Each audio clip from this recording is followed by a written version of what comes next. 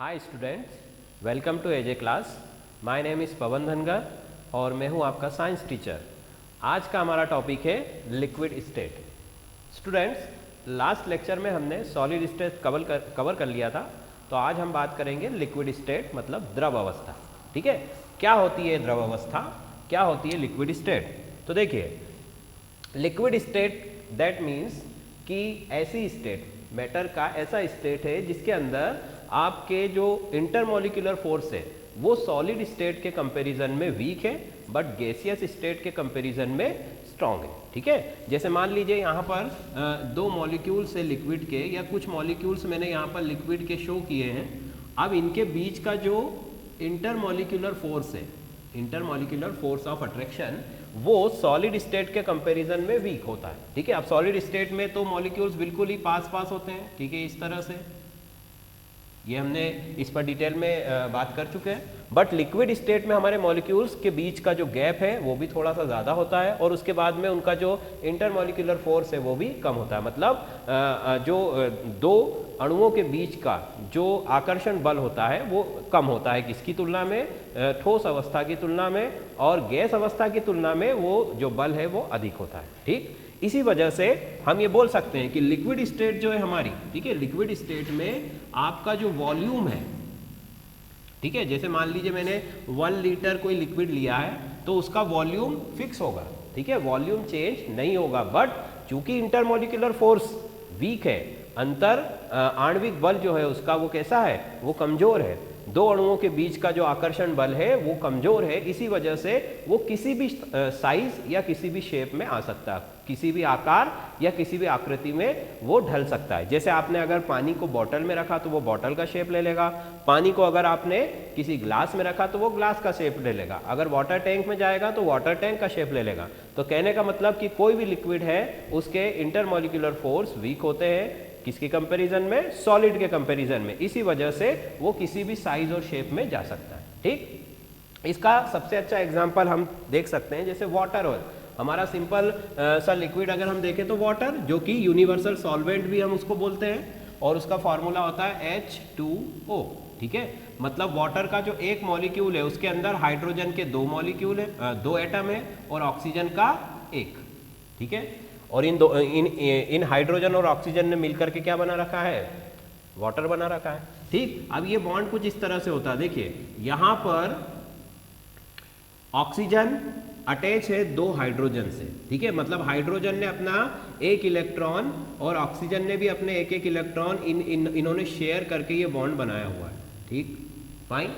अब जब वाटर का दूसरा मॉलिक्यूल इसके साथ अटैच किस तरह से होता है? देखिए, हमें पता है कि ऑक्सीजन जो है वो पीरियोडिक टेबल में जो फ्लोरीन के बाद आने वाला सबसे ज्यादा विद्युत ऋणात्मक तत्व है। ठीक है, सबसे ज्यादा विद्युत ऋणात्मकता किसकी होती है? फ्लोरीन, जिसका एटॉमिक नंबर होता है 9। ठीक, जो हेलोजन फैमिली का मेंबर है। कौन सी फैमिली का मेंबर है? हेलोजन्स। तो हेलोजन फैमिली का मेंबर है फ्लोरीन, और इसकी जो विद्युत ऋणात्मकता है, मतलब इलेक्ट्रोनेगेटिविटी, वो सबसे हाई होती है पूरे पीरियोडिक टेबल में। अब ये इलेक्ट्रोनेगेटिविटी या विद्युत ऋणात्मकता क्या होती है तो उसको भी देख लीजिए थोड़ा सा, उसका भी मैं इंट्रो दे देता हूँ। इलेक्ट्रोनेगेटिविटी मतलब कि जो बॉन्ड के इलेक्ट्रॉन है, जैसे मान लीजिए यहाँ पर 2 इलेक्ट्रॉन है, एक हाइड्रोजन का और एक ऑक्सीजन का है, तो अब दोनों के बीच में शेयरिंग हो रही है शेयरिंग हो रही है, तो हाइड्रोजन ने भी अपना इलेक्ट्रॉन और ऑक्सीजन ने अपना इलेक्ट्रॉन इस तरह से शेयर किया है, इसलिए इलेक्ट्रॉन बीच में रहना चाहिए। भाई, ना तो ये इलेक्ट्रॉन इसका है ना तो इलेक्ट्रॉन इसका है, या यूं कहे कि इन दोनों के ही है, तो इसीलिए इन दोनों का उस पर क्या है? बराबर का अधिकार है, इसीलिए वो इलेक्ट्रॉन बीच में रहने चाहिए। बट यहाँ पर क्या होता है कि ये जो इलेक्ट्रॉन क्लाउड है या जो इलेक्ट्रॉन का घनत्व है वो ऑक्सीजन की तरफ ज़्यादा शिफ्ट होता है। ठीक है, किसकी तरफ शिफ्ट हो जाता है? ऑक्सीजन की तरफ। मतलब ये जो 2 इलेक्ट्रॉन है उनकी हाइड्रोजन से दूरी ज़्यादा होती है बट ऑक्सीजन से उनकी दूरी पास होती है। इसको हम इस तरह से शो करते हैं, ये इलेक्ट्रॉन क्लाउड है। मतलब इलेक्ट्रॉन क्लाउड की डेंसिटी यहाँ पर ज़्यादा है, मतलब इलेक्ट्रॉन यहाँ पर ऑक्सीजन की तरफ ज़्यादा अट्रैक्ट है, ऑक्सीजन से उनकी दूरी कम है, बट हाइड्रोजन से उनकी दूरी कैसी है? ज़्यादा है। तो कहने का मतलब क्या हुआ कि ऑक्सीजन ने हाइड्रोजन से इलेक्ट्रॉन शेयर तो किया, बट उन शेयरिंग के दोनों इलेक्ट्रॉन्स को अपनी तरफ अट्रैक्ट कर लिया। तो यही होती है इलेक्ट्रोनेगेटिविटी, कि जब कोई एटम किसी शेयरिंग के इलेक्ट्रॉन्स को या किसी बॉन्ड में जो इलेक्ट्रॉन प्रेजेंट है उनको अपनी ओर अट्रैक्ट कर लेता है, उसी को बोला जाता है विद्युत ऋणात्मकता। मतलब इलेक्ट्रॉनों को आकर्षित करने की क्षमता, या फिर यूं कहे कि इलेक्ट्रॉन को अट्रैक्ट करने की पावर, वो क्या है? हमारी विद्युत ऋणात्मकता। तो ऑक्सीजन की विद्युत ऋणात्मकता फ्लोरीन के बाद दूसरे नंबर पर आती है। ठीक है, मतलब अगर फ्लोरीन और ऑक्सीजन के बीच में कोई कंपाउंड बनता है तो वहां पर फ्लोरीन की इलेक्ट्रोनेगेटिविटी हाई होगी, बट यहां पर ऑक्सीजन और हाइड्रोजन के बीच में बॉन्ड बन रहा है, इसी वजह से ऑक्सीजन की इलेक्ट्रोनेगेटिविटी हाई है और इसीलिए वो इलेक्ट्रॉन को अपनी तरफ अट्रैक्ट कर लेता है। और जब इलेक्ट्रॉन पार्शियली इसकी तरफ चले गए हैं, ठीक है, पार्शियली चले गए, इसलिए इसके ऊपर एक नेगेटिव चार्ज जनरेट होता है इस तरह से, वो भी पार्शियल नेगेटिव चार्ज। ठीक, और हाइड्रोजन के ऊपर पार्शियल पॉजिटिव चार्ज, क्योंकि हाइड्रोजन ने इलेक्ट्रॉन दिए हैं और ऑक्सीजन ने इलेक्ट्रॉन लिए हैं। हालांकि ये डोनेशन कंप्लीटली नहीं हुआ है, बट इसीलिए हमने उनके ऊपर जो चार्ज डेवलप हुआ है वो भी कैसा हुआ है? पार्शियल पॉजिटिव और पार्शियल नेगेटिव, मतलब आंशिक रूप से ऋणावेश उत्पन्न हुआ है और आंशिक रूप से धनावेश उत्पन्न हुआ है। ठीक है, तो अब क्या होता है? ये उत्पन्न हो गया, तो ये वाटर का एक मॉलिक्यूल है। जब ये वाटर का एक मॉलिक्यूल वाटर के दूसरे मॉलिक्यूल से मिलता है, मतलब दूसरा H2O आता है, तो आप यहां पर देखेंगे कि ये मैंने लिखा फिर से एक H2O। ठीक, अब यहां पर हाइड्रोजन के ऊपर पॉजिटिव और ऑक्सीजन के ऊपर नेगेटिव, मतलब कहने का कि वाटर के एक, आपने मान लीजिए आधा ग्लास पानी लिया, उसमें वाटर के बहुत सारे मॉलिक्यूल्स है, उनकी कोई गिनती नहीं है, क्योंकि नंबर्स ऑफ है, मतलब उनके जो संख्या है वो करोड़ों अरबों में। ठीक, तो और हर वाटर मॉलिक्यूल के हाइड्रोजन के ऊपर पॉजिटिव चार्ज है और ऑक्सीजन के ऊपर नेगेटिव चार्ज है। तो हमें पता है कि पॉजिटिव और नेगेटिव एक दूसरे को क्या करते हैं? अट्रैक्ट करते हैं। अपोजिट चार्ज जो होता है वो एक दूसरे को अट्रैक्ट करता है और सेम चार्ज एक दूसरे को क्या करते हैं? रिपेल करते हैं। तो यहाँ पर पॉजिटिव चार्ज दूसरे वाटर मॉलिक्यूल का और नेगेटिव चार्ज पहले वाले वाटर मॉलिक्यूल का, इन दोनों के बीच में एक तरह से बॉन्डिंग हो जाती है, पार्शियल बॉन्डिंग। ठीक है, और इसी बॉन्डिंग को हम कहते हैं हाइड्रोजन बॉन्डिंग। ये कौन सी बॉन्डिंग है? Hydrogen bonding. ये लिख दिया मैंने, हाइड्रोजन बॉन्ड है ये। ठीक, अब क्योंकि ये जो बॉन्ड है ये पार्शियल है, मतलब आंशिक रूप से बना हुआ बंध है और इसीलिए इसकी शक्ति कम होती है। तो सॉलिड जो आपका मैटर है उसके कंपैरिजन में लिक्विड के जो मॉलिक्यूल्स हैं उनके बीच का जो अट्रैक्शन फोर्स है वो कम होता है। ठीक है, तो ये बात हो गई हमारी। और मैंने एग्जांपल भी आपको दे दिया कि वाटर के अंदर हाइड्रोजन बॉन्डिंग होती है, मतलब एक वाटर का मॉलिक्यूल दूसरे वाटर मॉलिक्यूल से किस तरह से जुड़ा होता है? हाइड्रोजन बॉन्डिंग के थ्रू। और हाइड्रोजन बॉन्डिंग कैसे बनती है ये भी बताया, क्योंकि ऑक्सीजन की इलेक्ट्रोनेगेटिविटी हाई होती है, इसीलिए वो हाइड्रोजन के इलेक्ट्रॉन को अट्रैक्ट कर लेता है और उसके ऊपर पार्शियली नेगेटिव चार्ज जनरेट होता है। फिर वो दूसरे वाटर मॉलिक्यूल के पॉजिटिव चार्ज, मतलब हाइड्रोजन के साथ अटैच होकर के क्या बना लेता है? Hydrogen bonding. और इस तरह से पूरा वाटर के मॉलिक्यूल एक दूसरे से अटैच होते हैं। ठीक, चलिए तो अब आगे हम बात करते हैं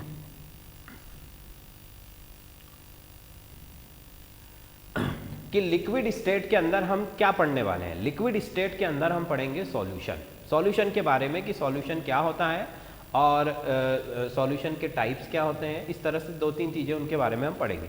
तो हम सॉल्यूशन को अगर मैं डिफाइन करना चाहूँ, सॉल्यूशन इसके अंदर हम पढ़ने वाले हैं, सॉल्यूशन को बोला जाता है विलयन। ठीक है, अब सॉल्यूशन की हम क्या डेफिनेशन लिख सकते हैं? ठीक है, तो सॉल्यूशन क्या होता है? It is homogeneous mixture. Solution क्या है? एक होमोजीनियस मिक्सचर है। मतलब होमोजीनियस का मतलब भी बताया था मैंने, होमोजीनियस मतलब होता है सामांगी। सामांगी का मतलब एक समान, सामांगी मिश्रण होता है। ठीक है, तो विलयन क्या है? सॉल्यूशन क्या है? होमोजीनियस मिक्सचर है। किसका? होमोजीनियस मिक्सचर ऑफ 2 और मोर कंपोनेंट। ठीक है, मतलब 2 या 2 से ज्यादा भी हो सकते हैं, 2 या अधिक।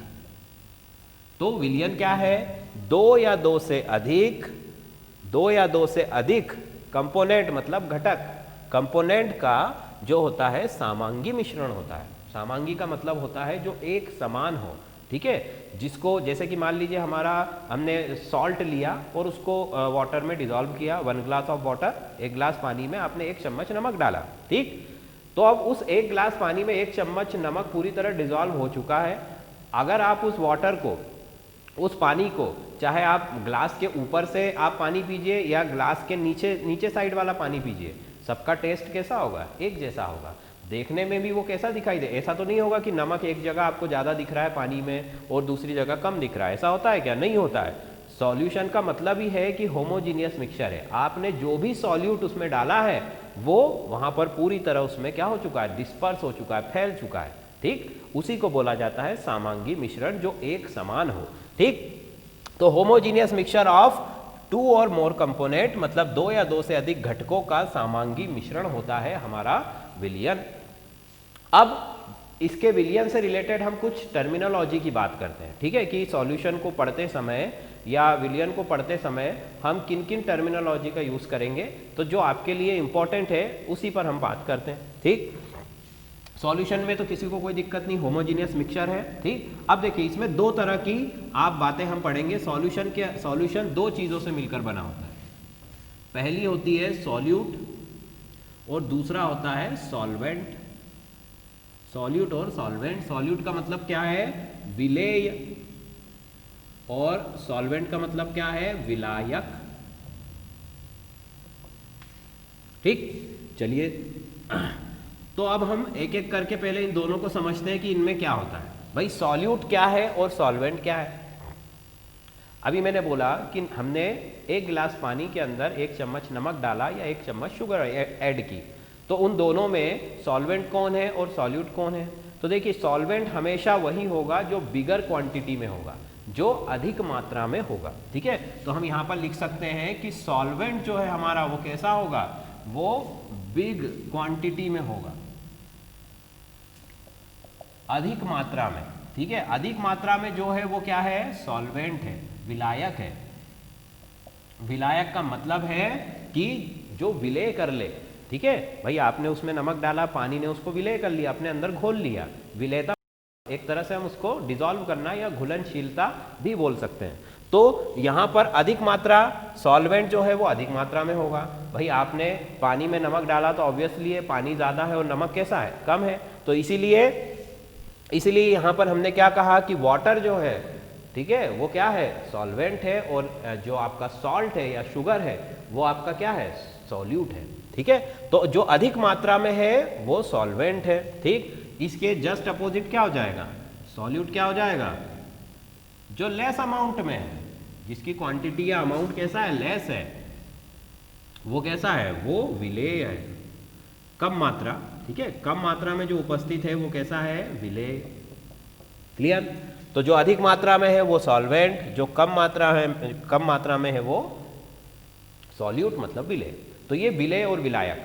विलेय का मतलब जो विलेय हो जाता है, जो घुल जाता है, और विलायक का मतलब जिसमें आप उसको घोल रहे हो, और इन दोनों से ही मिलकर क्या बनता है? सॉल्यूशन, ठीक। इन दोनों के मिक्सचर को ही हम क्या बोलते हैं? इन दोनों के मिक्सचर को हम बोल सकते हैं सॉल्यूशन, मतलब विलयन, ठीक। इतनी बात क्लियर? तो सॉल्यूशन मतलब होमोजीनियस मिक्सचर ऑफ 2 और मोर कंपोनेंट, 2 या 2 से अधिक पदार्थों का या 2 या 2 से अधिक घटकों का समांगी मिश्रण हमारा विलयन कहलाता है। विलयन के 2 घटक है, विलेय और विलायक। मतलब विलेय का मतलब सॉल्यूट और विलायक का मतलब सॉल्वेंट। विलेय जो कम मात्रा में उपस्थित है और विलायक जो है वो अधिक मात्रा में उपस्थित है, ठीक। अब हम बात करते हैं कि टाइप्स ऑफ सॉल्यूशन, ठीक है। तो टाइप्स ऑफ सॉल्यूशन में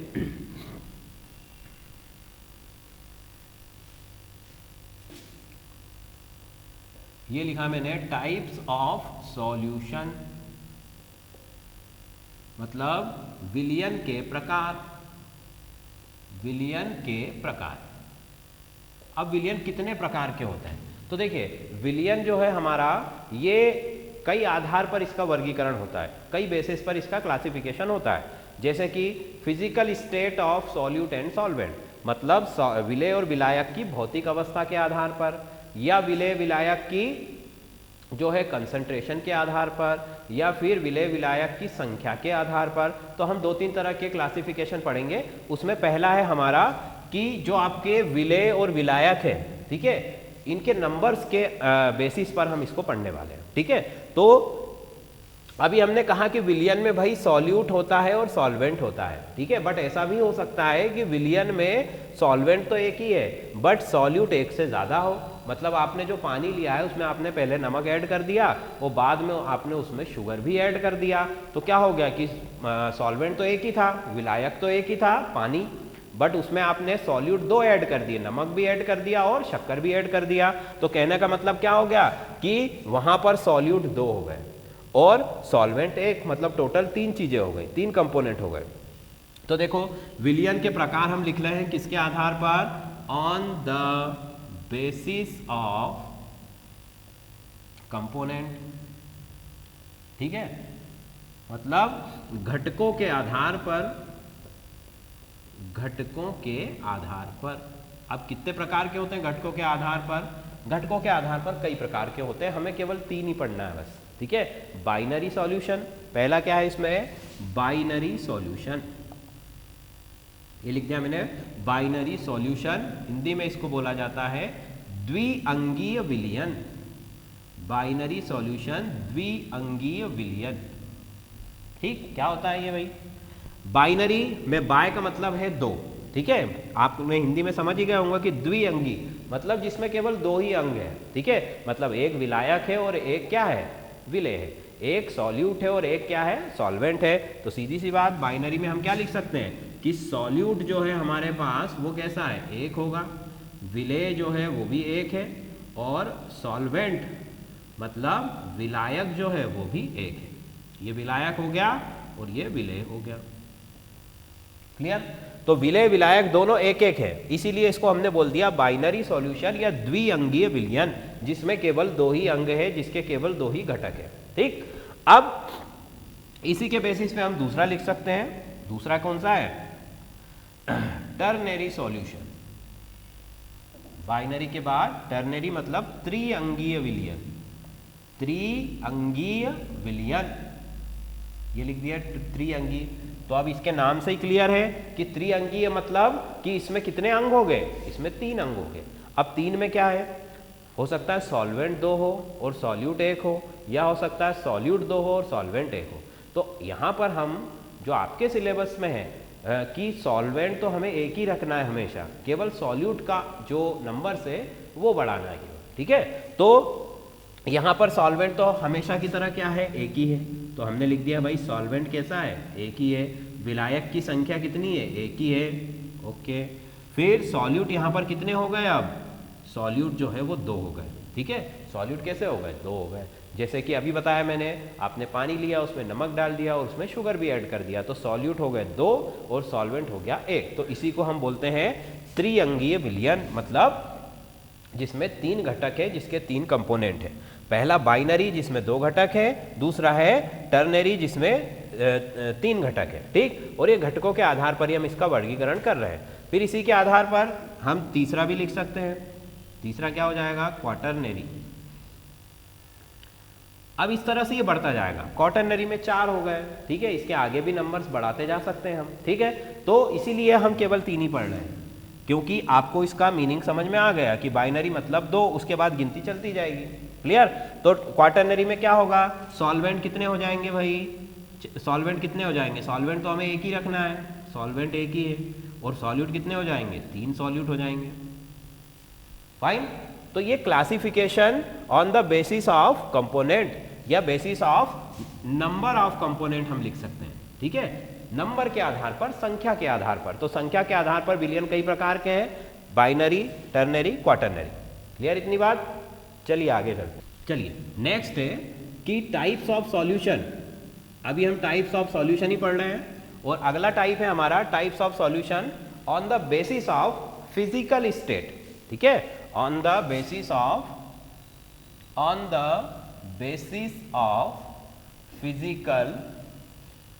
फिजिकल स्टेट। किसकी physical state, physical state of solute and solvent, तो on the basis of physical state of solute and solvent, विलेय और विलायक, इनकी भौतिक अवस्था के आधार पर, विलेय और विलायक की भौतिक अवस्था के आधार पर, ठीक है, विलेय और विलायक की भौतिक अवस्था के आधार पर। क्लियर? तो अब हम जो प्रकार पढ़ने वाले हैं उसमें विलेय की भौतिक अवस्था क्या है, जैसे कि आपने अभी शुगर और जो है आपका वाटर का जो हमने सॉल्यूशन लिया, उसमें शुगर कैसा था, सॉलिड था, और वाटर कैसा था, लिक्विड था, ठीक है।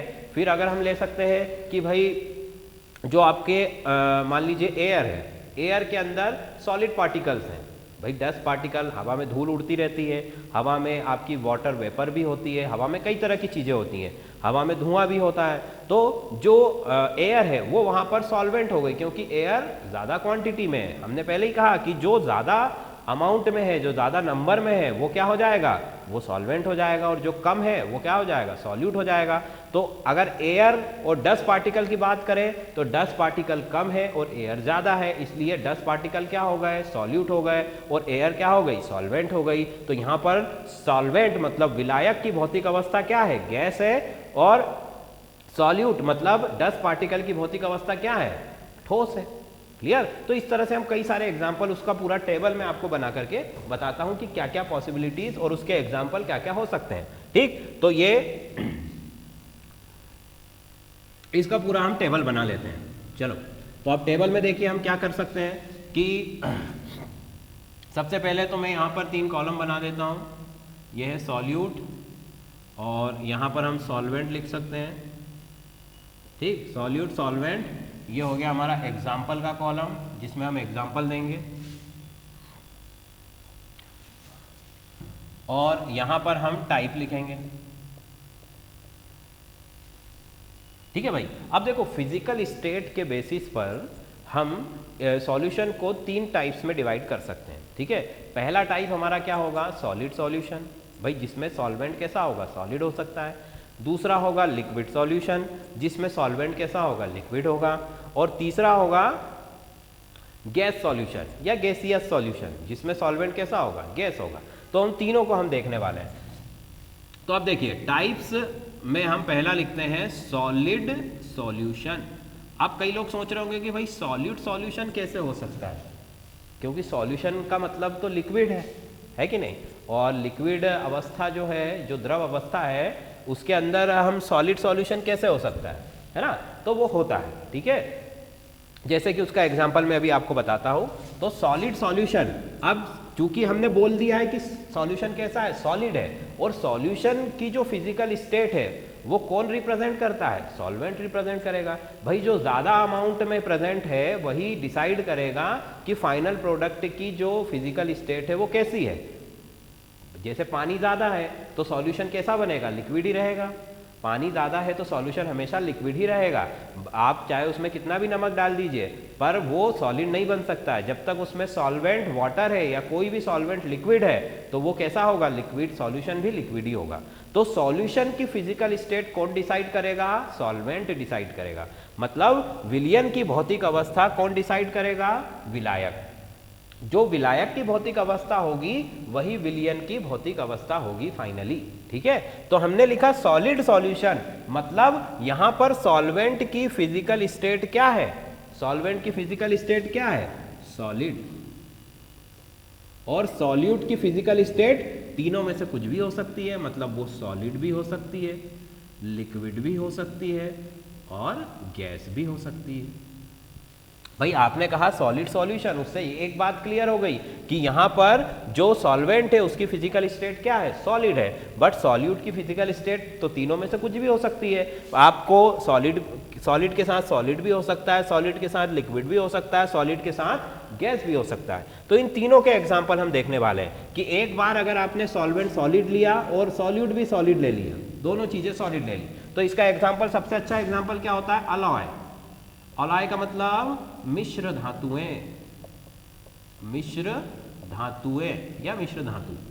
मिश्र धातु अलॉय मतलब कि एक धातु में दूसरी धातु को मिक्स करके कोई तीसरी धातु बनाना, ठीक है। जैसे कि पीतल होता है, अब तांबे और जिंक को मिला के पीतल बना दिया, ठीक है। या फिर स्टील, जो आयरन है, आयरन में आपने कुछ नॉन मेटल डाल दिया, जैसे कार्बन डाल दिया, सल्फर मिला दिया, और क्या बन गया, स्टील बन गया। तो उससे फायदा क्या हुआ कि भाई लोहे में तो जंग लगता है पर स्टील में जंग लगता है क्या, नहीं लगता है। तो इसीलिए मिश्र धातुएं बनाई जाती है, इसीलिए अलाय फॉर्मेशन किया जाता है कि जो मेटल है या जो भी आपका सब्सटेंस है उसके अंदर जो बैड चीज़ें हैं, मतलब उसकी जो आप कहेंगे कि इसकी क्वालिटी में ये चीज़ नहीं होनी चाहिए, कि लोहे में जंग नहीं लगना चाहिए, तो उसके लिए हम क्या किया हमने कि लोहे के अंदर कुछ ऐसी चीज़ें मिला करके कंपोजिशन सेट करके और कोई तीसरी चीज़ बना दी। तो जिससे क्या हो गया कि उसकी मजबूती भी बढ़ गई, उसकी जो आपका जो उसकी एज है, मतलब जितने दिन, मान लीजिए लोहे की आपने कोई बार ली, वो 1-2 साल में उसमें जंग आ जाएगा, बट स्टील में कभी भी जंग नहीं आएगा, ठीक। तो अलाय फॉर्मेशन मिश्र धातुओं का मतलब ही ये होता है कि दो धातुएं या अधातु और धातु को मिलाकर भी कोई तीसरी चीज बन सकती है, जिससे कि उसकी क्वालिटी इंप्रूव होती है। जैसे हम हाइब्रिड करते हैं भाई, प्लांट्स में भी हम आजकल, जैसे हमने पुराने ज़माने में देखा था कि गेहूं या जो भी हमारी फसलें होती थी, गेहूं चना, उनकी एक ही वैरायटी आती थी जिसमें प्रोडक्शन बहुत कम होता था, बीमारियां बहुत ज़्यादा होती थी, ठीक है। तो अब क्या हो गया, आज के टाइम में कई सारी वैरायटीज़ आ गई जिससे कि प्रोडक्शन हाई हो गया और उनका जो रेशो है, जो डिसीज का रेशो है, वो धीरे धीरे कम होने लगा, ठीक है। तो प्रोडक्शन इंक्रीज करने के लिए गेहूं के दाने का साइज भी अच्छा हो गया, वो दिखने में अच्छा हो गया, ठीक है, उसका आटा अच्छा बनता है, इसी कई तरह की क्वालिटीज है। ऐसा ही जानवरों में भी हम करते हैं कि भाई आपने बफेलो, जैसे मुर्रा बफेलो होती है, मुर्रा भैंस, ठीक है। तो मुर्रा भैंस क्या है, एक हाइब्रिड है, वो दो अच्छी क्वालिटीज को मिक्स करके कोई तीसरी क्वालिटी का एनिमल उन्होंने वहां पर बना दिया। तो वैसे ही हम यहाँ भी कर रहे हैं कि दो धातुओं को मिला करके तीसरी धातु या एक धातु और अधातु को मिला करके भी हम तीसरा सब्सटेंस बना सकते हैं। तो ये अब इसमें क्या होगा कि इसमें जो सॉल्वेंट है, भाई जैसे आपने लोहे के अंदर कार्बन मिलाया, तो लोहा ज्यादा मात्रा में लिया और कार्बन कम मात्रा में लिया, तो लोहा ज्यादा लिया मतलब लोहा क्या हो गया, सॉल्वेंट, और कार्बन कम लिया मतलब कार्बन क्या हो गया, सॉल्यूट। बट है तो दोनों क्या, सॉलिड, इसीलिए सॉल्यूशन को हमने क्या बोल दिया, सॉलिड सॉल्यूशन। क्लियर। अब दूसरा देखो कि सॉल्वेंट तो सॉलिड ही चाहिए, पर सॉल्यूट कैसा चाहिए, लिक्विड। तो इसका सबसे अच्छा एग्जांपल हम क्या बोल सकते हैं कि कोई सॉल्वेंट सॉलिड है बट उसका जो सॉल्यूट है वो कैसा हो गया, वो लिक्विड हो गया। तो इसका एग्जांपल आप देख सकते हो, हम इसको लिख सकते हैं Hg एंड Pd अमलगम। अब ये क्या होता है भाई, Hg का मतलब होता है पारा, ठीक है, पारा मर्क्यूरी, और पैलेडियम, पैलेडियम एक धातु होती है। तो जो पारा है, जो Hg है, ये एकमात्र ऐसी धातु है जो कमरे के ताप पर, मतलब रूम टेम्परेचर पर द्रव अवस्था में पाई जाती है। कौन सी अवस्था में होती है, द्रव। सारी धातुएं ठोस होती है, बट जो एक ये धातु है हमारी, कौन सी, पारा, ये किस अवस्था में होती है, द्रव अवस्था में। इसीलिए इसका उपयोग हम थर्मामीटर बनाने में करते हैं। थर्मामीटर के नीचे पारा भरा होता है, जैसे ही आपने उसको हीट दिया तो वो पारा क्या होने लगता है, डिस्पर्स होने लगता है। तो पारा एकमात्र ऐसी धातु है जो द्रव अवस्था में होती है, और पैलेडियम तो धातु है ही जो ठोस है। तो यहाँ पर पैलेडियम सॉल्वेंट की तरह वर्क करेगा और पारा जो है वो किसकी तरह वर्क करेगा, सॉल्यूट की तरह। तो बन गया हमारा ये दूसरे टाइप का सॉल्यूशन, जो हमने इसका एग्जाम्पल यहाँ पर लिख दिया, ठीक। तीसरा होता है हमारा कि सॉल्वेंट आपको फिर से सॉलिड ही चाहिए, पर जो सॉल्यूट है वो कैसा होना चाहिए, गैस। तो इसके तो कई सारे एग्जांपल है, जैसे लोहे में जंग लगी, तो जंग लगने में क्या हुआ, आयरन का सरफेस सॉलिड, उसके ऊपर क्या हो गई, ऑक्सीजन गैस आकर के जमा हो गई। तो ये बन गया कौन सा सॉल्यूशन हमारा, ये बन गया हमारा सॉलिड और गैस का सॉल्यूशन, ठीक है, जिसमें सॉल्वेंट मतलब आयरन जो है वो सॉलिड है, और जो आपकी गैस है वो कैसी है, वो तो गैस ही है। तो इसलिए यहाँ पर हम लिख सकते हैं कि Fe एंड O2 का मिक्सचर, उसी को हम क्या बोलेंगे, यहाँ पर O2 क्या है, सॉल्यूट है, और Fe क्या है, सॉल्वेंट। Fe मतलब आयरन, मतलब लोहा, और ऑक्सीजन मतलब ऑक्सीजन। तो आयरन के ऊपर ऑक्सीजन आकर के जमा हो गई और उसने क्या बना लिया, रस्ट, मतलब जंग लग गई लोहे के ऊपर। तो वो हो गया आपका इस वाले सॉल्यूशन का एग्जाम्पल। क्लियर। चलो, तो ये तीन क्लियर है कि जब सॉल्वेंट सॉलिड है और सॉल्यूट कैसा है, इन तीनों में से कुछ भी है, तो तीनों के एक एक एग्जांपल हमने देख लिए। अब दूसरा टाइप हम लिखें लिक्विड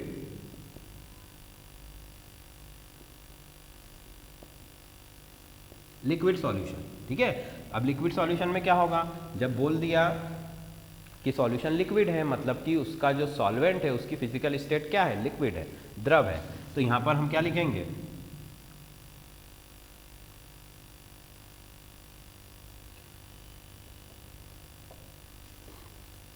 अब सॉल्वेंट तो हो गया, द्रव फिक्स हो गया, सॉल्यूट क्या होगा, इन तीनों में से कुछ भी हो सकता है। फिर से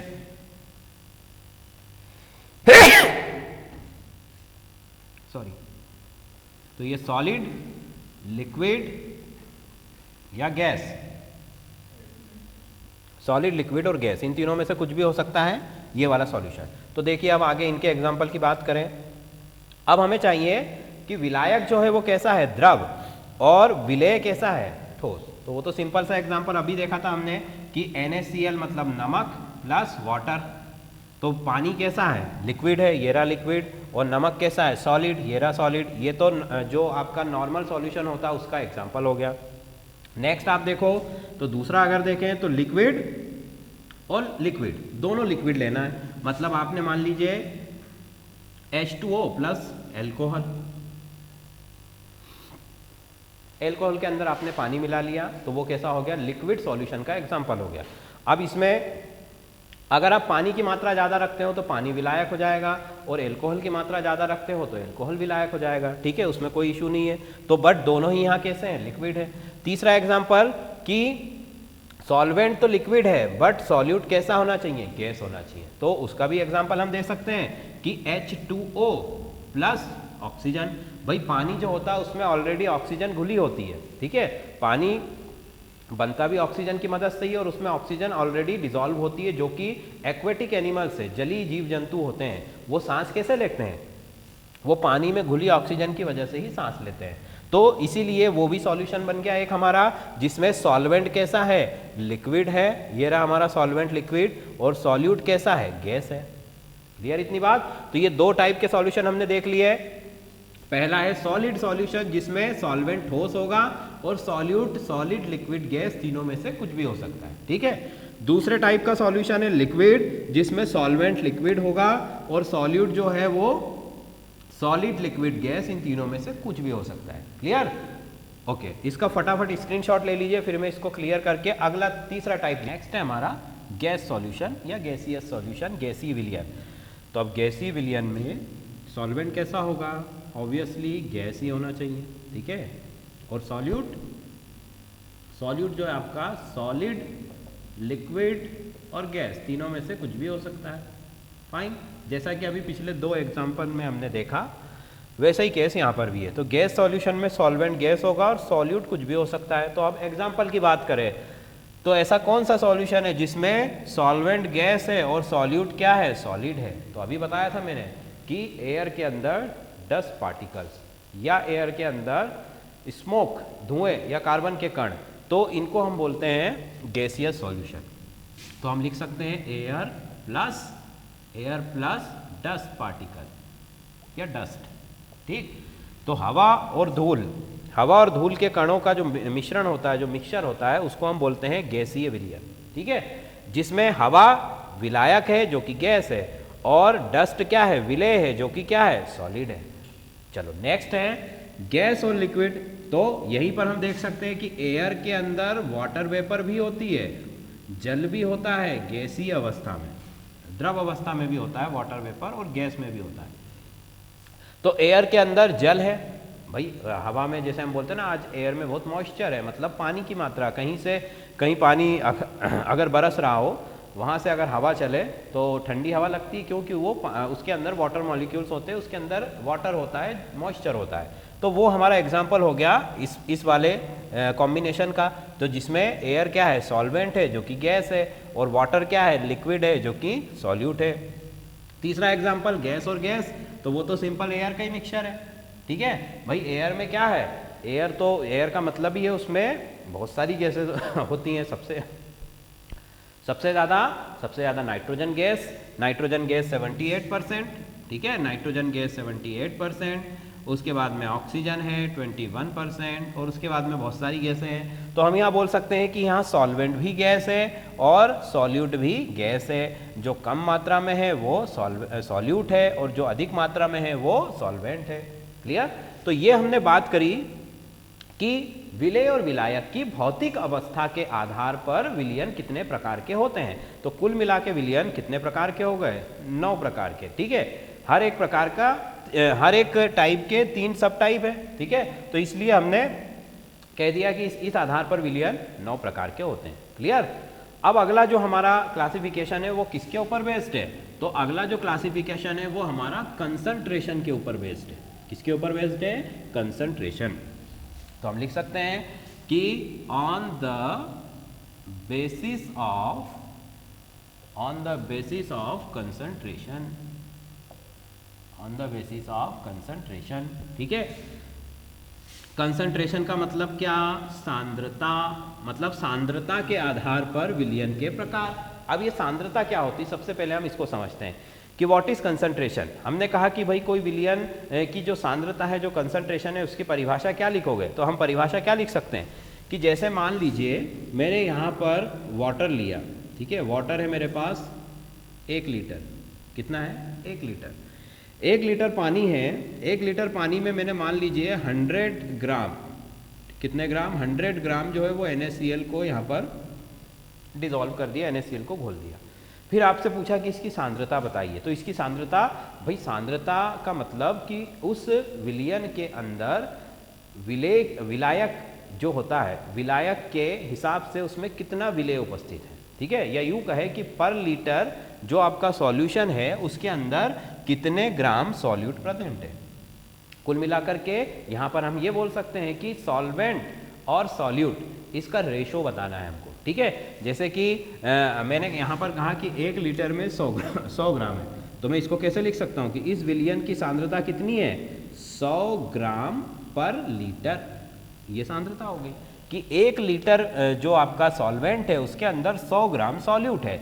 मतलब हमने ये पूरा आपको इंफॉर्मेशन दे दी कि उस सॉल्यूशन के अंदर क्या क्या चीज़ें हैं, कितना सॉल्यूट है और कितना सॉल्वेंट है, और इसी को हम बोलते हैं सांद्रता या इसी को बोला जाता है कंसंट्रेशन। ठीक, तो अब कंसंट्रेशन के बेसिस पर यहाँ पर विलयन कितने प्रकार के हैं? तो कंसंट्रेशन के बेसिस पर जो सॉल्यूशन है हमारे वो 5 टाइप्स के हैं, 5 प्रकार के हैं। पहला सॉल्यूशन है हमारा dilute solution. Dilute solution, Hindi में बोला जाता है इसको तनु विलयन। कौन सा विलयन? तनु विलयन। इसकी क्या परिभाषा है? इसकी परिभाषा है डाइल्यूट सॉल्यूशन तनु विलयन का मतलब कि ऐसा विलयन जिसमें विलायक की मात्रा तो 1 लीटर में हम बताएंगे उतनी ही है, बट विलेय की मात्रा बहुत कम है। ठीक है, जैसे मैंने 1 लीटर पानी में 1 ग्राम नमक मिलाया, सिर्फ कितने ग्राम? 1 ग्राम या 2 ग्राम, बहुत कम है ये, तो इसी को बोला जाता है तनु विलयन। मतलब बिल्कुल वो पतला है, उसकी सांद्रता बहुत कम है। ठीक है, तो तनु विलयन या डाइल्यूट सॉल्यूशन का मतलब क्या हुआ कि जो सॉल्यूट है आपका, ठीक है, वो सॉल्यूट जो है वो कैसा है, उसके अंदर सॉल्यूट का जो अमाउंट है, या हम यहाँ पर लिखें कि सॉल्यूट का जो अमाउंट है वो बहुत ही कम है। किसकी कंपैरिजन में? सॉल्वेंट के कंपैरिजन में। मतलब वहाँ पर विलायक बहुत ज़्यादा है और विलेय बहुत कम है। जैसे नमक में पानी के अंदर नमक का विलयन, तो नमक वहाँ पर कैसा है? नमक वहाँ पर बहुत कम है। तो ऐसे ही आप कोई भी सॉल्यूशन लीजिए, उसके अंदर अगर विलेय की मात्रा बहुत ज़्यादा कम है और विलायक की मात्रा बहुत अधिक है तो उसको बोला जाता है तनु विलयन या डाइल्यूट सॉल्यूशन। फाइन, चलो फिर नेक्स्ट है हमारा इसी के उस पर, अब तनु बोल दिया तो अगला है कंसंट्रेटेड। कंसंट्रेटेड सॉल्यूशन मतलब सांद्र विलयन। ठीक है, कंसंट्रेटेड मतलब सांद्र विलयन। तो सांद्र विलयन की क्या परिभाषा हो जाएगी? जिसमें विलेय की मात्रा अधिक है। ठीक है, विलायक से अधिक नहीं है बट फिर भी अधिक है, जिसको कि हम बोलते हैं कंसंट्रेटेड सॉल्यूशन।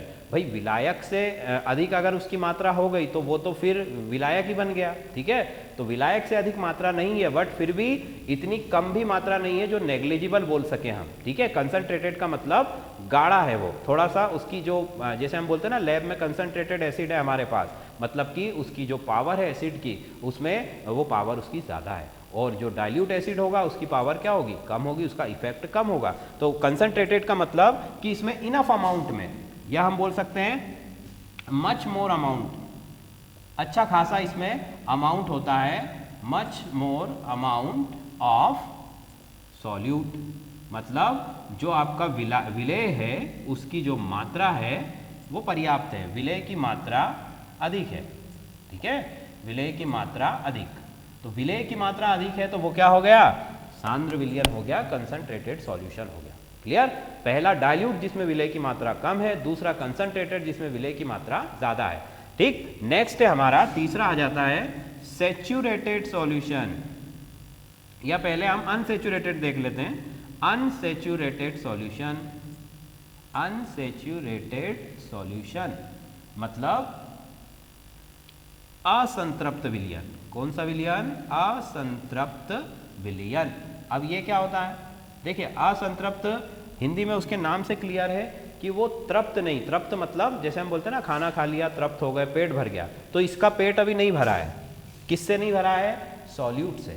ठीक है, जैसे मान लीजिए हमने अभी कहा था कि 1 लीटर पानी के अंदर मैंने सिर्फ 1 ग्राम नमक मिलाया।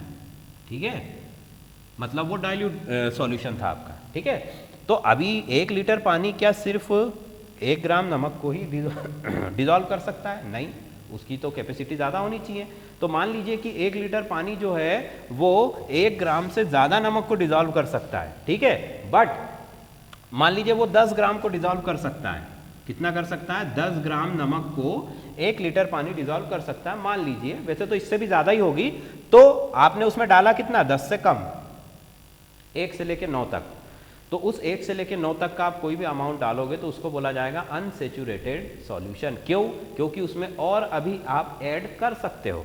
भाई आपने 10 ग्राम की कैपेसिटी है और डाला 1 ग्राम, मतलब आप इसमें कितने और ऐड कर सकते हो, इसमें आप 8 ग्राम और ऐड कर सकते हो या 9 ग्राम और ऐड कर सकते हो। तो इसी को बोला जाता है अनसैचुरेटेड सॉल्यूशन, असंतृप्त विलयन, मतलब जिसमें विलेय की और अधिक मात्रा मिलाई जा सकती है। इसको हम लिखेंगे, अगर इसकी डेफिनेशन तो कैसे लिख सकते हैं कि यहां पर हम लिख सकते हैं मोर सॉल्यूट कैन बी डिसॉल्व। ठीक है, मतलब कि यहां पर हम अधिक और अधिक विलेय को घोल सकते हैं, यही मतलब हुआ इसका। तो असंतृप्त, इसका पेट अभी नहीं भरा है, मतलब कि ये और अधिक विलेय को अपने अंदर ले सकता है और इसीलिए इसको कहा जाता है असंतृप्त विलयन। ठीक, तो ये तीनों हो गए। अब नेक्स्ट है हमारा 4 नंबर का है कि सैचुरेटेड सॉल्यूशन। चौथा नंबर में क्या दे रहा हूं, सैचुरेटेड सॉल्यूशन, सैचुरेटेड सॉल्यूशन। अब सैचुरेटेड मतलब संतृप्त विलयन, इसका पेट भर चुका है भाई, संतृप्त विलयन। ठीक, तो संतृप्त विलयन का मतलब कि इसमें आप जितना सॉल्यूट डाल सकते थे वो आप ऑलरेडी ऐड कर चुके हो, मतलब कि 10 ग्राम की अगर उसकी कैपेसिटी है तो आप उसमें 10 ग्राम ऐड कर चुके हैं, उससे ज़्यादा आप उसमें ऐड नहीं कर सकते। अगर आप ऐड करोगे तो वो जो सॉल्यूट है वो जो कंटेनर है उसकी बॉटम में जाकर बैठने लगेगा, उसके तली में जाकर वो जमा होने लगेगा, पर उसमें डिसॉल्व नहीं होगा, उसमें घुलेगा नहीं। इसीलिए इसको बोला जाता है संतृप्त विलयन। तो हम इसमें क्या लिख सकते हैं कि no more solute can be dissolve, मतलब इसमें आप और अधिक मात्रा में आप विलेय को इसमें नहीं मिला सकते हो। तो हम क्या लिख सकते हैं कि यहाँ पर विलेय को विलेय नहीं घोला जा सकता, विलेय नहीं घोला जा सकता है अधिक मात्रा, उसकी लिमिट से ज़्यादा आप उसको नहीं घोल सकते हो। ठीक है, तो जैसे 10 ग्राम की अगर कैपेसिटी है तो 10 ग्राम से ज़्यादा आप उसमें ऐड नहीं कर सकते हो। एट, इसमें एक और चीज़ ऐड कर लीजिए, एट रूम टेम्परेचर। कौन सा टेम्परेचर, रूम टेम्परेचर। कमरे के ताप पर आप उसमें और अधिक विलेय नहीं मिला सकते हो। ठीक है, मतलब कि ताप बढ़ाने पर आप उसमें विलेय मिला सकते हो, यही मतलब हुआ। भाई देखिए, जो विलयन की या विलायक की जो सॉल्युबिलिटी है, जो विलयशीलता है या विलेयता है या घोलने की क्षमता है, वो अलग अलग तापमान पर अलग अलग होती है। कमरे के तापमान पर अगर आप 1 लीटर पानी में 10 ग्राम शुगर ऐड कर सकते हो, तो अगर आपने मान लीजिए उसमें 10 ग्राम शुगर ऐड कर लिया, अब आप ऊपर से उसमें शुगर डाल रहे हो और शुगर उसमें ऐड नहीं हो रहा है, वो नीचे जाकर बैठ रहा है, क्योंकि पानी की जो घोलने की क्षमता है वो खत्म हो चुकी है। आपने उसको गर्म किया तो वो जो शक्कर एक्स्ट्रा नीचे बैठ चुकी थी वो भी उसमें डिजॉल्व होने लगेगी। कहने का मतलब, जैसे आप चाशनी बनाते हैं, कोई भी मिठाई बनाते हैं, तो हम क्या बनाते हैं? चाशनी। तो चाशनी बनाने के लिए हम पानी को गर्म करके उसमें शुगर ऐड करते हैं। ठंडे पानी में चाशनी बनती है क्या? नहीं, क्योंकि ठंडा पानी उतनी ही शुगर को ऐड कर सकता है जितनी उसकी कैपेसिटी है। बट जैसे ही टेम्परेचर राइज होगा, टेम्परेचर बढ़ेगा, तो पानी की जो सॉल्युबिलिटी है वो भी क्या हो जाएगी? इंक्रीज हो जाएगी। और अगर उसमें 10 ग्राम ठंडे पानी में आप 10 ग्राम शुगर ऐड कर सकते हो, तो गर्म पानी में तापमान बढ़ाने पर उसमें आप 15 ग्राम 20 ग्राम शुगर भी ऐड कर सकते हो। ठीक, बट जैसे ही वो ठंडा होगा तो जो एक्स्ट्रा शुगर है, जो एक्स्ट्रा सॉल्यूट है, वो क्रिस्टल के फॉर्म में उसके चारों तरफ आ जाएगा। हम देखते हैं ना, चाशनी ठंडी हो जाती है तो उसमें रवे आ जाते हैं, क्रिस्टल आ जाता है। तो वो एक तरह से क्या है, वो जो एक्स्ट्रा सॉल्यूट उसके अंदर जा चुका था टेम्परेचर बढ़ाने पर, वो वापस बाहर आ जाता है टेम्परेचर कम होने पर। तो टेम्परेचर बढ़ाने पर यहाँ पर जो आपकी सॉल्युबिलिटी है वो बढ़ जाती है। देखो, उसको मैं आपको सिंपल तरीके से समझा देता हूँ ताकि आपको हमेशा ध्यान में रहेगा कि जैसे मान लीजिए ये हमारा वाटर मॉलिक्यूल्स हैं, ठीक है। नॉर्मल टेम्परेचर पर इनके बीच की दूरी आपको दिखाई दे रही है, ठीक। ये मैंने इसकी 2 रो बना देता हूँ ताकि और अच्छे से आपको क्लियर हो जाए, ठीक है। ये वाटर मॉलिक्यूल है, और अब देखो, जब भी आपने इसमें शुगर ऐड किया मान लो, तो वो शुगर जाता कहाँ है भाई? वो शुगर जो है वो इन गैप्स में चला जाता है। 2 मॉलिक्यूल्स के बीच में जो गैप होता है, क्योंकि मॉलिक्यूल्स या एटम जो होता है वो स्फेरिकल होता है, गोल होता है, और कोई भी 2 गोल चीज़ों को आप मिलाओगे तो वो उनके बीच में जगह रही जाएगी। जैसे यहाँ पर ये हमने देखा, ये देखो, ये इस तरह से भी अगर अटैच कर दिए इनको पूरा चिपका के, तो भी इनके बीच में ये जगह खाली रह गई। इसी को बोला जाता है वॉइड। इसको क्या बोला जाता है? वॉइड, रिक्तिकाएं, खाली जगहें, जो कि हर ठोस में भी होती है, ठीक है। ठोस में भी होती है और लिक्विड और गैस में तो होंगी, क्योंकि उनके मॉलिक्यूल्स तो वैसे ही दूर होते हैं। तो यहाँ पर इन खाली जगहों में ही वो सॉल्यूट जाकर के ऐड हो जाता है, और उसको हम बोलते हैं कि वो डिजॉल्व हो गया, ठीक। अब जैसे ही आप टेम्परेचर बढ़ाते हो तो हर एटम की जो एनर्जी है वो बढ़ती है, और बढ़ती है तो वो और दूर दूर चला जाता है, ठीक है। इस तरह से तापमान बढ़ाने पर वो एटम और दूर दूर चला गया, मतलब उनकी जो खाली जगह थी वो भी बढ़ गई। उनके बीच में अगर यहाँ पर एक एक शुगर का जो क्रिस्टल है वो आ पा रहा था, तो अब यहाँ 2-2 आ जाएंगे, क्योंकि जगह बढ़ गई। तो इसीलिए उसकी सॉल्युबिलिटी बढ़ जाती है, क्योंकि जो भी विलायक है उसके अणुओं के बीच की दूरी बढ़ जाती है। तापमान बढ़ाने पर उनकी गतिज ऊर्जा, काइनेटिक एनर्जी बढ़ती है, जिससे वो एक दूसरे से दूर चले जाते हैं, और दूर चले जाते हैं तो और एक्स्ट्रा सॉल्यूट उसमें ऐड हो जाता है। बट जैसे ही टेम्परेचर कम हुआ तो ये वापस इनकी एनर्जी खो लेंगे और इसी वाली स्टेट में आ जाएंगे वापस। और वापस जब यहाँ आए तो यहाँ तो एक ही शक्कर के दाने की जगह है, तो वो दूसरे दाने को क्या कर देगा? बाहर कर देगा। उसी को हम बोलते हैं कि क्रिस्टलाइजेशन हो गया, क्रिस्टल आ गया। क्लियर? तो ये हो गया आपका सैचुरेटेड, जिसमें आप और अधिक मात्रा में, सामान्य ताप पर और अधिक मात्रा में आप विलय को नहीं मिला सकते, ठीक। अब अगला इसमें लास्ट टाइप है आपका super saturated solution. Super saturated solution, super saturated solution में क्या होगा भाई? जो मैंने अभी बताया, टेम्परेचर इंक्रीज करने पर और ऐड कर सकते हो, वही सुपर सैचुरेटेड सॉल्यूशन होता है, ठीक है। मतलब कि सुपर सैचुरेटेड सॉल्यूशन को हिंदी में बोलते हैं अति संतृप्त विलयन। जो बहुत ज्यादा इसने खाना खा लिया है, ये तृप्त होने से भी ऊपर की स्टेज में आ गया है, अति संतृप्त विलयन है, ठीक है। तो अति संतृप्त विलयन, हम जब ज्यादा खाना खा लेंगे तो वो प्रॉब्लम देगा, बाहर आ जाएगा वो तो, ठीक है। वैसे ही अति संतृप्त विलयन में भी जरूरत से ज्यादा विलय है, और इसीलिए उसका तापमान जैसे ही कम होता है तो जो अतिरिक्त विलय है वो बाहर आ जाता है, ठीक है। तो इसका एग्जाम्पल मैंने अभी बताया, चाशनी जैसे इसका एग्जाम्पल है सबसे अच्छा। तो अति संतृप्त विलयन में हम क्या लिख सकते हैं कि जो सॉल्यूट का अमाउंट है, ठीक है, जो सॉल्यूट का अमाउंट है वो कैसा है? इसके अंदर सॉल्यूट का अमाउंट बहुत ज्यादा है। किससे ज्यादा है? तो कैपेसिटी या सॉल्युबिलिटी लिख सकते हैं हम, सिंपल सा अगर टर्म लिखना चाहें तो सॉल्युबिलिटी मतलब विलेयता, भाई विलायक की जितनी विलेयता है उससे ज्यादा उसमें सॉल्यूट है, विलेय उपस्थित है। क्लियर? जितनी भाई जल की विलेयता 10 ग्राम शक्कर घोलने की है पर उसमें 20 ग्राम शक्कर है, इसीलिए उसको हमने क्या कहा, सुपर सेचुरेटेड अति संतृप्त विलयन। और ये केवल कब पॉसिबल है? एक्स्ट्रा टेम्परेचर पर, कमरे के ताप पर, सामान्य ताप पर ये पॉसिबल नहीं है, ये तापमान बढ़ाने पर ही मिलेगा आपको। ठीक है, तो इस तरह से हमने कंसंट्रेटेड सांद्रता के आधार पर विलयन के 5 प्रकार पढ़े। डाइल्यूट जिसमें विलेय बहुत कम है, कंसंट्रेटेड जिसमें विलेय की मात्रा अधिक है।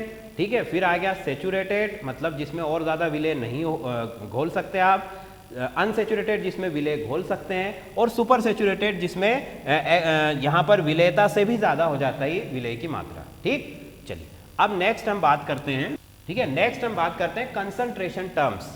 भाई विलयन की सांद्रता को व्यक्त करने की इकाई, कंसंट्रेशन टर्म्स। ठीक है, मतलब सांद्रता की इकाइयां। ठीक, अभी हमने कहा कि सांद्रता क्या होती है। सांद्रता मतलब कि कितने सॉल्वेंट में कितना सॉल्यूट है। ठीक है, मतलब कि हम लिख सकते हैं, जैसे मैंने अभी लिखा था ग्राम पर लीटर, मतलब 10 ग्राम शुगर 1 लीटर पानी में है, ये उसकी सांद्रता है। ठीक है, ये सांद्रता की परिभाषा हो गई। अब इसको मेजर करने की, इसको मापने की इकाइयां क्या होती है, तो इसमें हम जो मेन इकाइयां हैं, इसकी 3-4 जो टर्म है वो ही हम पढ़ेंगे। तो उसमें पहला होता है आपका नॉर्मेलिटी। नॉर्मेलिटी, ठीक है, इसे कैपिटल N से दर्शाते हैं और हिंदी में इसको बोला जाता है नॉर्मलता। ठीक है, तो नॉर्मलता की परिभाषा क्या है, फॉर्मूला क्या है भाई? देखो, नॉर्मलता का मतलब होता है, सीधा सा है कि विलेय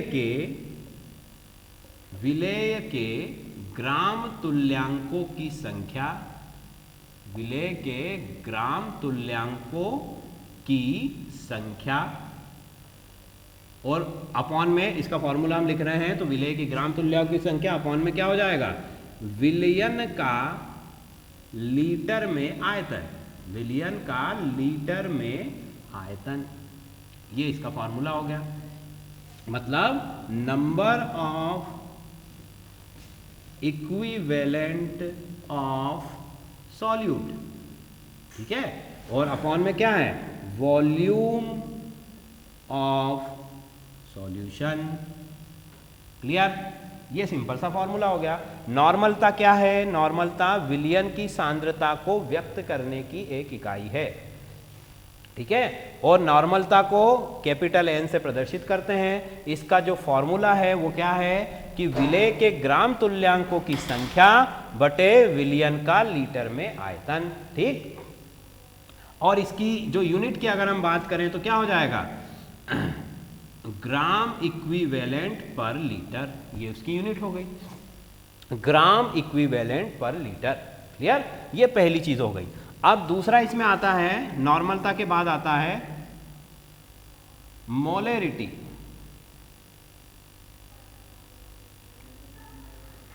मोलेरिटी, ठीक है। अब मोलेरिटी क्या है भाई? मोलेरिटी का मतलब होता है मोलरता।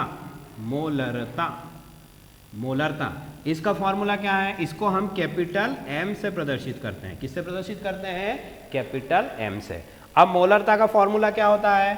मोलरता अगर आपको निकालनी है तो आपको यहां number of mole, number of mole of solute, मतलब विलेय के मोलों की संख्या, क्या लेना पड़ेगा?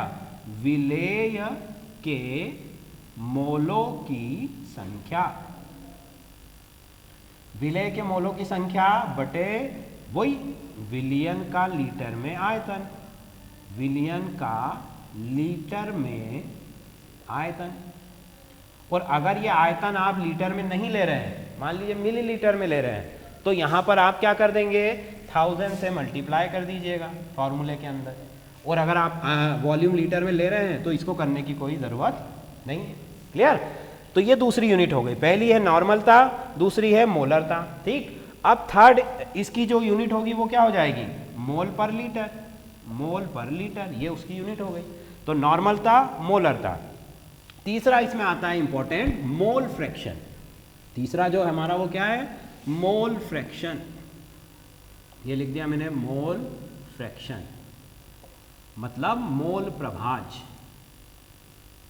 ठीक है, अब इसका मतलब थोड़ा सा समझने की जरूरत है कि भाई मोल प्रभाज क्या होता है। देखो, प्रभाज का मतलब है उसका भाग। हम पढ़ते हैं ना प्रभाजी आश्वन, फ्रैक्शनल डिस्टिलेशन।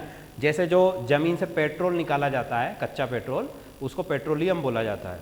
जब उसका प्यूरिफिकेशन होता है, मतलब एक बहुत बड़े कॉलम के अंदर उसको प्योर किया जाता है, उसी से पेट्रोल भी बनता है, डीजल भी बनता है, केरोसिन, घासलेट भी बनता है, और जो रोड बनाने के लिए हम डामर यूज़ करते हैं वो भी बनता है। ठीक है, तो ये सब अलग अलग टेम्परेचर पर उससे अलग अलग होते जाते हैं। क्लियर? तो वैसे ही उसी प्रभाज का मतलब यहाँ पर भी वही है कि प्रभाज का मतलब कि हमने कहा कि एक विलयन है, उसके अंदर एक विलेय है और एक विलायक है, एक सॉल्यूट है, एक सॉल्वेंट है। अब ये पूछ रहा है कि उसमें सॉल्यूट कितना है और सॉल्वेंट कितना है। ठीक है, तो ये भी वही चीज़ बता रहा है जो नॉर्मलता और मोलरता बता रही है, बस अलग तरीके से बता रहा है। जैसे मैंने कहा कि भाई मुझे यहाँ पर मोल प्रभाज निकालना है, किसका? मुझे मोल प्रभाज मान लीजिए निकालना है यहाँ पर विलायक का। देखो XA जो है, जब भी आप कोई भी टर्म यूज कर सकते हो, हम A जो है वो सॉल्वेंट के लिए यूज कर रहे हैं, तो XA मतलब विलायक के मोल प्रभाज। तो विलायक के मोल प्रभाज कितने हो जाएंगे? विलायक का मोल प्रभाज कैसे निकालोगे आप?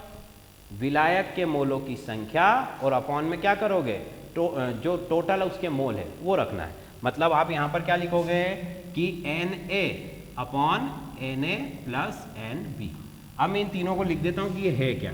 देखो, XA का मतलब है विलायक का मोल प्रभाज। ये दो देखो, मोल प्रभाज अलग अलग निकलता है। नॉर्मेलिटी निकलेगी पूरे सॉल्यूशन की निकलेगी, मोलरता निकलेगी पूरे सॉल्यूशन की निकलेगी, बट मोल प्रभाज जो है आपका वो विलेय का अलग निकलेगा, विलायक का अलग निकलेगा। ठीक है, कहने का मतलब इन दोनों का कितना कितना परसेंट है उसके अंदर। ठीक, तो XA मतलब विलायक का मोल प्रभाज। ठीक, विलायक का आपका मोल फ्रैक्शन। और Na क्या है? Na का मतलब है विलायक के मोलों की संख्या। भाई N का मतलब हम नंबर से लेते हैं, N मतलब नंबर और A मतलब विलायक के लिए यूज किया है, यहाँ भी A यहाँ भी है। फिर NB का मतलब क्या है भाई? NB का मतलब है विलेय के मोलों की संख्या, विलेय के मोलों की संख्या। क्लियर? तो अगर इसका फॉर्मूला में अगर हिंदी में बोलना चाहूँ तो क्या बोल सकता हूँ कि विलायक के मोल प्रभाज बराबर से विलायक के मोलों की संख्या अपॉन में कुल मोलों की संख्या। ठीक है, क्या लिख सकते हैं हम इसको हिंदी में कि विलायक के मोल अपॉन में कुल मोल। अब ये मोल क्या होता है?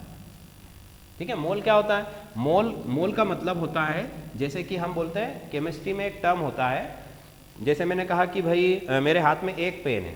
ठीक है, तो नॉर्मल लैंग्वेज में तो हम इसको बोलेंगे कि ये एक पेन है, बट केमिस्ट्री में इसको हम बोलेंगे एक मोल है। ठीक है, तो केमिस्ट्री में चीज़ों को मेजर करने के लिए मोल शब्द का यूज़ किया जाता है, इतना आप समझ लीजिए।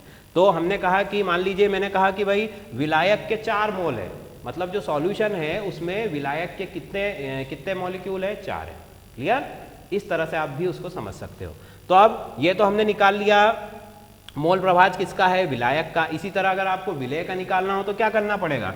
कुछ नहीं करना है, बस A की जगह में B लिख देता हूँ। ये मैंने A की जगह B लिख दिया, यहाँ पर भी A की जगह B लिख दिया, यहाँ पर भी A की जगह B आ जाएगा, यहाँ पर भी A की जगह B आ जाएगा। ये विलेय से क्या हो जाएगा? विलायक से विलेय हो जाएगा, ये विलेय हो गया, और ये भी दोनों भी क्या हो जाएंगे? विलायक से विलेय हो जाएंगे।